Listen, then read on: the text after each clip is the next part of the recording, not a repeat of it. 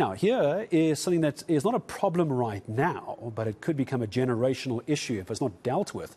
South Africa could face challenges with an aging population, and it's forecast to increase from the year 2030. Now, that's a study by Professor Lauren Johnston, an associate professor at the University of Sydney's China Studies Centre. Let's bring in the good prof to help me understand why it's such a problem in years to come. Professor Johnston, good afternoon. You're joining us from Berlin, I understand, in Germany. I really appreciate the time. We'll get to South Africa specifically if there are concerns there in just a moment. But just help me understand, why is an aging population such a problem? Because you're also an economics and political economy expert. Good afternoon. Good afternoon, Gareth. Thanks so much for having me on the show. And what an aging population does is increase the number of older citizens against working age citizens and young people. And so it kind of moves what has been a traditional pyramid towards something of a cylinder, or even eventually maybe like an upside down pyramid. And for the economy, what that means is that there's more dependence, but they're no longer young dependents, they're now old dependents.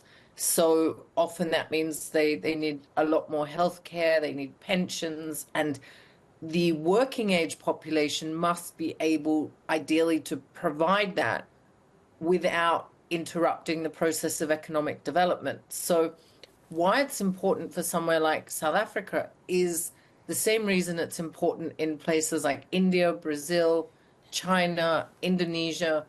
These countries are all getting old before they get rich.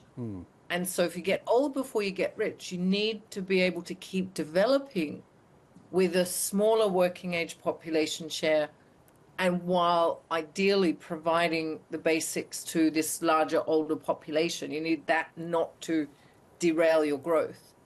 And so that's why and this is quite a new thing. It's only since about the 1990s that developing countries have started getting old.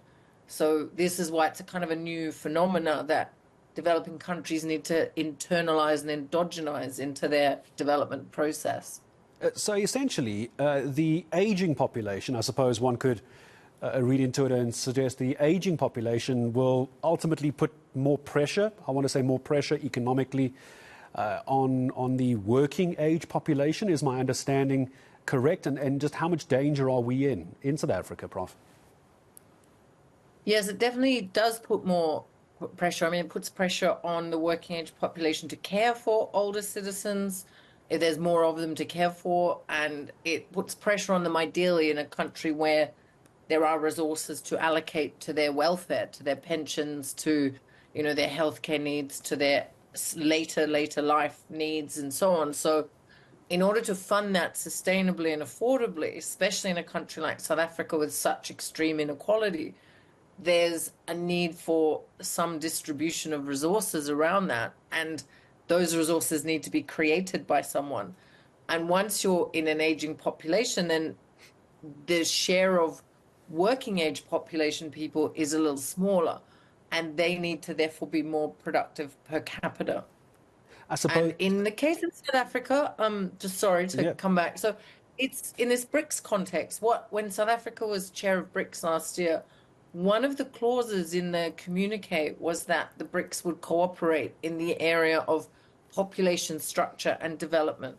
And that's because they're basically all getting old before rich. So if they can collaborate in areas of research and how to encourage private sector to become active in some sort of silver economy areas to make this more affordable and cheaper and dynamic.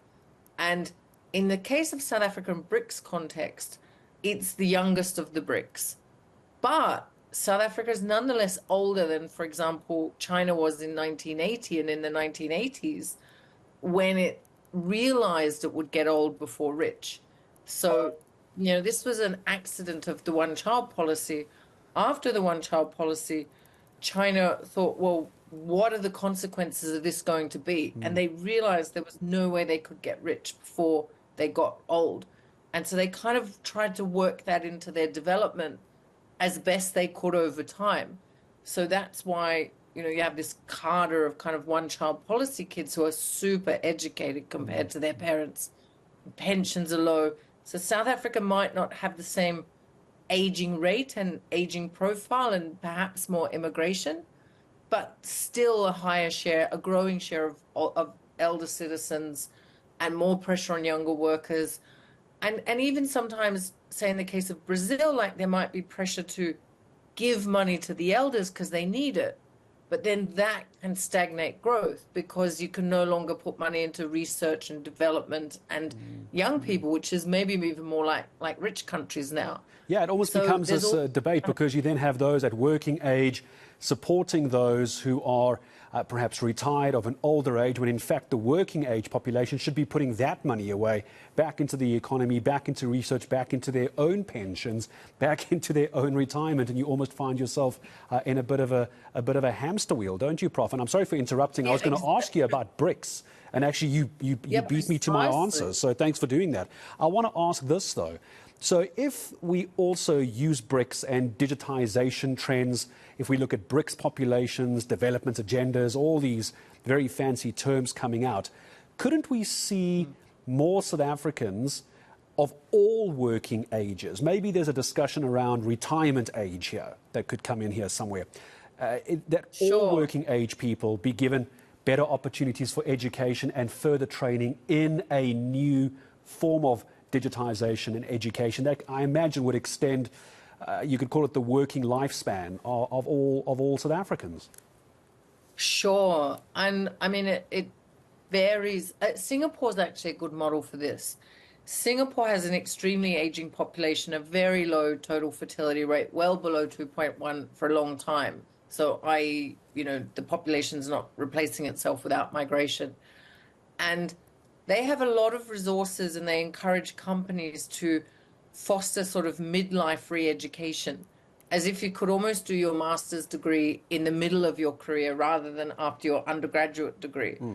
Or you do a whole retraining kind of when you're 42 or when you're 43 or something, or 45, and that prepares you for a working life until you're 75 or whatever it is. Like that they really encourage a very structured process of lifelong learning in order that people can remain productive, longer into their life. And of course, this pressure, there's a lot, that itself is a huge topic. For example, there's a whole issue of pension inequality around how long the average person's expected to live once they reach retirement age and so on. So it's not a simple topic, but it definitely needs to be addressed. It does. And Prof, and I want to just ask this perhaps as a last question to you. As a South African perspective, when I'm asking perhaps for a timeline, I understand how long is a piece of string. I'm asking an impossible question of a professor. But